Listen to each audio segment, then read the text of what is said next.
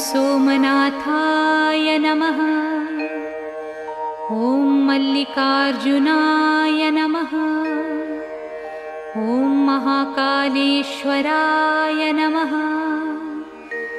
ॐ ओंकारेश्वराय नमः। ॐ वैद्यनाथाय नमः।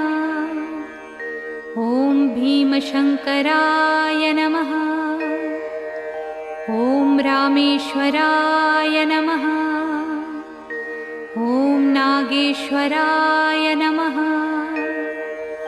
ॐ विश्वेश्वराय नमः। ॐ त्र्यंबकेश्वराय नमः। ॐ केदारेश्वराय नमः। ॐ भुस्मेश्वराय नमः।